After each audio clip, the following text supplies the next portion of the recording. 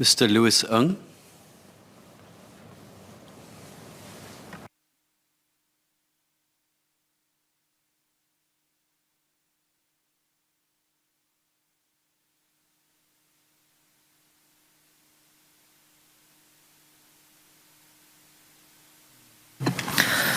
So this bill will update the regime for the adoption of children. It's a step towards helping children identified for adoption find good homes, breaking cycles of abuse and neglect, and deterring undesirable behaviours in the adoption sector.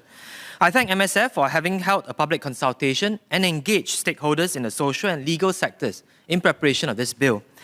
I'm glad that the amendments proposed in this bill contain suggestions surfaced in those consultations.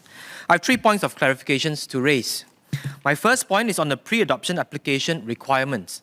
Under Section 11, an adoption application may only be made by an individual holding a valid and favourable adoption suitability assessment, or ASA.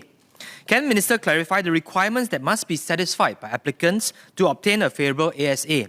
Can Minister further clarify what are the requirements for the simpler ASA for adoption of a related child? Under Section 22(1), during the relevant period, applicants for an ASA must notify the authorised adoption agency of any material change as soon as practicable. The relevant period starts on the day of an ASA application and ends the day after an adoption application has been made. With the child's welfare as a primary guiding principle in mind, can MSF share how it ensures the continued suitability of applicants after the adoption application has concluded? In addition, will MSF be releasing guidelines on the administrative requirements, legal processes, and the relevant costs involved in the pre-adoption application to provide applicants with more guidance? My second point is on the dispensation of consent of relevant persons. This bill allows for the dispensation of consent of relevant persons on the grounds of having ill-treated or failing to provide any suitable care for the child. I do understand there are diverse views on this issue. Can Minister share how MSF decided on the threshold for the dispensation of consent, and also further details on when MSF will consider the dispensation of consent appropriate?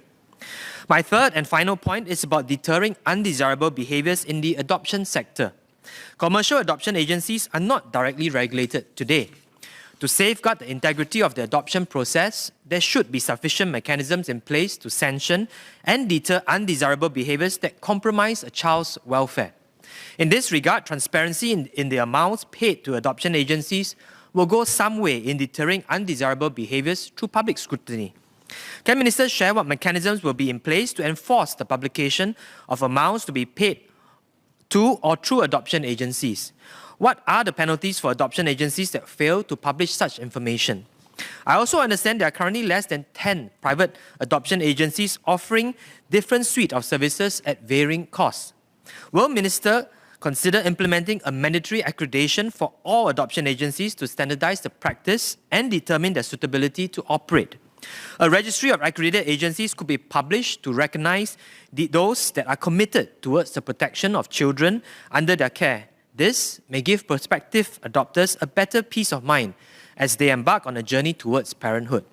In conclusion, I seek Minister's clarification on the requirements of the ASA, grounds for dispensation of consent of relevant persons, and deterrence of undesirable behaviours in the adoption sector. Notwithstanding these clarifications, I stand in support of the bill.